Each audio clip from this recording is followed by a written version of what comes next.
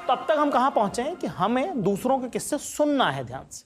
दूसरों के किस्से सुनकर जब आप वो बात याद रखेंगे, कुछ कहानियों को आप पे असर होगा और रहा है पहले से ही। कुछ किताबों में पढ़ा है आपने, कुछ आपके स्कूल के दोस्त ने सुनाई थी आपको, कुछ एक कजिन है जो यूएस से आया था और एक बात बता के आपको गया, अब आपको पता दोबारा वो आना नहीं है। सारे किस्से आपके पसंदीदा किस्से हैं ना। तो दूसरी जो चीज हमको करनी है वो ये है कि हमको ये किस्से जो है याद रखने हैं। 10 किस्से अपनी डायरी में नोट करके रखें। यार ये किस्सा बड़ा मजेदार तो सुनाने का, ये भी किस्सा बड़ा मजेदार तो सुनाने का, ये भी बड़ा मजेदार तो सुनाने का, ये भी बड़ा मजेदार तो सुनाने का। जब इन 10 किस्सों की लिस्ट आपकी बन गई, जो आपको सुनाने हैं, जो आपको पसंद आए थे, तब इनको सुनाना शुरू करें।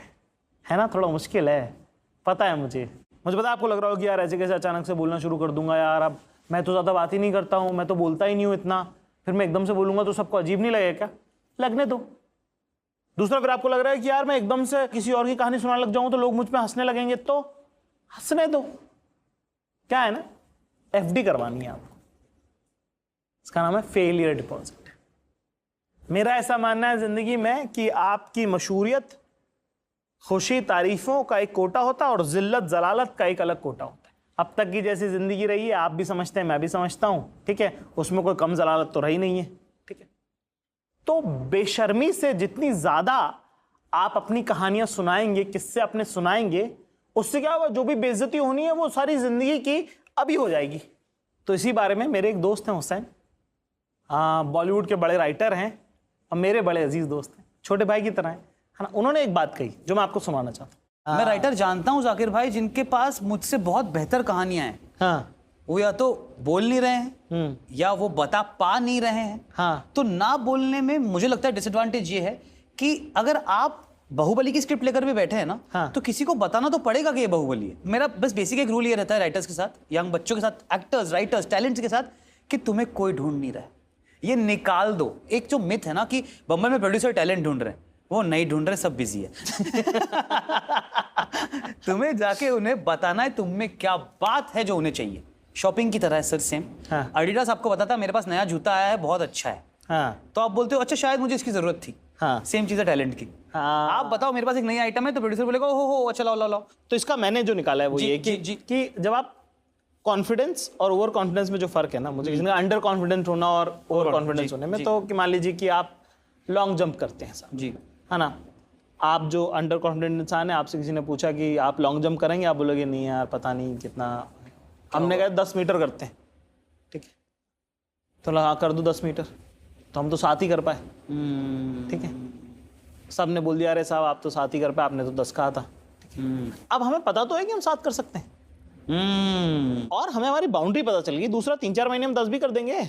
ठीक है, करेक्ट। वेरे जो अंडर कॉन्फिडेंट आदमी है वो अपने घर से कभी निकला ही नहीं, उसको यही नहीं पता कि वो 6 कर सकता है कि 20 कर सकता है कि 10 कर सकता है कि 5 कर सकता है, कर भी सकता है कि नहीं कर सकता कि नहीं। करेक्ट। तो जो मूवमेंट है अंडर कॉन्फिडेंस में वो 0 है, ओवर कॉन्फिडेंस में लर्निंग है, फेलियर है, मूवमेंट है, स्टोरी है यार। करेक्ट। तो मैं अपने हीरो को rather I would have over confident hero than have an under confident person. मैं कोई भी कहानी कहीं भी कैसे भी लिख लूं जाकिर भाई, उसमें ऐसे कैरेक्टर तो लिख ही नहीं सकता जो बोलता नहीं, अनलेस उसका ये कैरेक्टर है कि वो बोलता नहीं है। और अगर आप नहीं बोलते हो तो आप हीरो नहीं हो, अपनी कहानियों तक में नहीं हो आप हीरो। करेक्ट। अक्सर लोग क्यों नहीं बोलते जाकिर भाई कि बेइज्जती ना हो जाए, अपना वही पॉइंट है। हाँ, करवा लो यार, बिंदास कराओ, बोलो को मत करने वाले लोग जो आपके जैसे लोग जी, या जो भी और भी आपको लगते हैं जी, वो क्या अलग करते हैं, वो क्या चीज़ है, क्या है वो जादू जो ये किस्से सुनाने वाले लोग, जो कहानियों में बांध लेने वाले लोग अलग करते हैं, जो महफिलें लूट लेते हैं। वो एक बहुत बेसिक बात है, बोलने वाले जो हैं उनको कितना पता है और कितना नहीं पता है, दोनों चीज महफिल को पता है।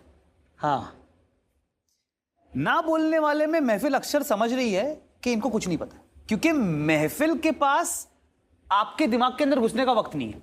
बिल्कुल। बोलने वाले के साथ क्या होगा, एट बेस्ट महफिल को लगेगा इसको इतना ही पता है, इसको इतना नहीं पता है। हाँ। ना बोलने वाला बैठा होगा तो महफिल समझेगी कि इसके पास बोलने को कुछ नहीं होगा शायद, और एक्चुअली वो सच नहीं है। ना बोलने वालों के पास बहुत कुछ बोलने के लिए होता है, कहानियां होती हैं, बस हिम्मत नहीं होती।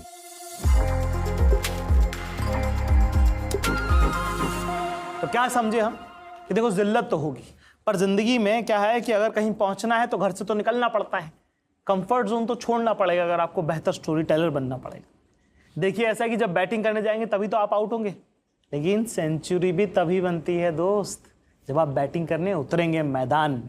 जो नहीं खेला वो तो ना हारा ना जीता, वो तो रह गया ना मैदान के उस तरफ ही। तो अगर खेलना है खेल और जीतना है खेल तो मैदान में तो उतरना पड़ेगा, उसके लिए बहुत सारी हार और जिल्लत झेलनी पड़ेगी, उसके लिए तैयार हो जाना पड़ेगा आपको अभी से, इसी वक्त, इसी लम्हे से। इसका दूसरा तरीका समझने का यह है कि जिल्लतें ऐसे ही कोई कम नहीं है जिंदगी में जो अब तक चल रही थी, उन्हीं को पार पाने के लिए आज आप और हम ये बात कर रहे हैं कि कैसे बेहतर बात करें, कैसे बेहतर किस्से सुनाएं। और मैं समझता हूं ये बात, क्योंकि हुआ है मेरे साथ भी वो सब जो आप अभी महसूस कर रहे हैं।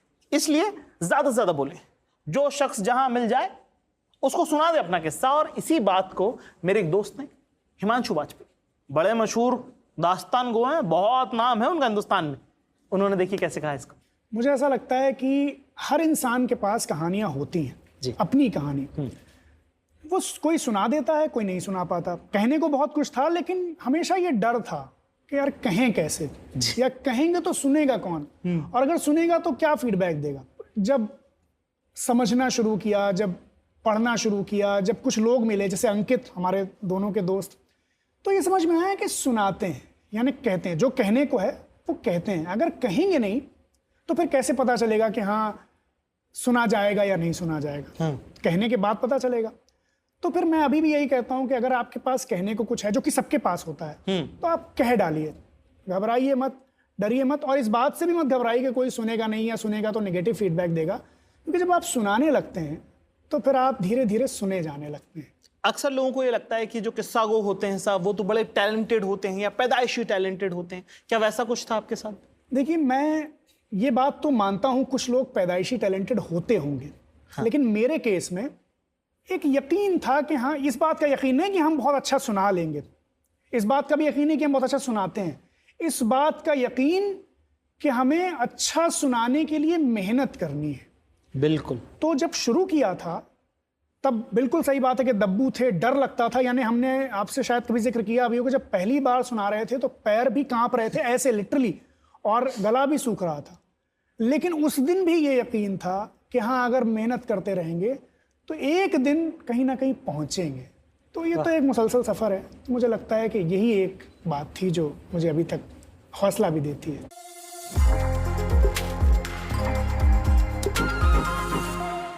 अब जब हम ये समझ गए हैं कि बार बार लगातार अपनी कहानी सुनानी है, अपने मन का किस्सा कह देना है बेशर्मी से, चाहे अगला सुन रहा हो या ना सुन रहा हो, ध्यान दे रहा हो या ना दे रहा हो। मैं इन सब लोगों की बातचीत आपको इसलिए सुना रहा हूं क्योंकि सिर्फ मैं अकेला नहीं हूं जो ये कह रहा है, क्योंकि सबसे मुश्किल कदम है इस पड़ाव का। यही है जो आपको खींच लेगा वापस, और इसी को अगर आपने पार कर लिया ना, तो आपको हिंदुस्तान के सबसे बेहतरीन कहानी सुनाने वालों में से कोई आपको बनने से रोक नहीं सकता।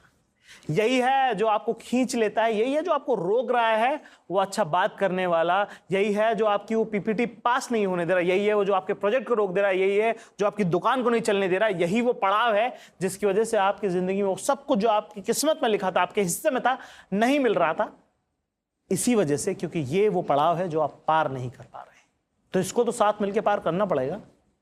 इसी बारे में मेरे एक दोस्त जो बहुत मशहूर जो हैं टीचर हैं राइटिंग के, कहानियां लिखी कैसे जाती, सुनाई कैसे जाती, उन्होंने एक बात कही है और वो मुझे बड़ी लगी आज। मैंने जो भी किया है, फॉर एग्जाम्पल अभी आपने मेरे से कुछ सवाल पूछे, मैंने उनके जवाब दिए। मैं उम्मीद कर रहा हूं कि वो जवाब से कुछ वैल्यू एडिशन हो रहा है। ये क्यों हो रहा है? ये इसलिए हो रहा है क्योंकि मैंने बहुत मेहनत की है। मुझे लगता है परफॉर्मेंस का बहुत बड़ा हिस्सा प्रिपरेशन है। अगर आप मेरे से किसी एक मुद्दे पे बात करते हैं जिस पे मैं 10 साल से बात कर रहा हूं और जिस पे बहुत बार बात कर चुका हूं, जब मैं उसके बारे में बात करूंगा तो आपको महसूस होगा कि इसको आता है। लेकिन अगर आप मेरे से कोई सवाल पूछेंगे जिसके बारे में मुझे नहीं पता, जैसे आपने परफॉर्मेंस के बारे में पूछ लिया, मुझे नहीं पता, राइट? तो मैं बस इतना मानूंगा कि अगर if I have to perform, मैंने देखा है, मैं अपने लेक्चर्स में कहानियां सुनाता हूँ, जोक सुनाता हूँ, अपनी लाइफ के इंसिडेंट्स कुछ सुनाता हूँ, कभी किसी फिल्म के सीन को ही सुनाता हूँ लोगों को, वो हमेशा प्रैक्टिस से इंप्रूव हुआ है।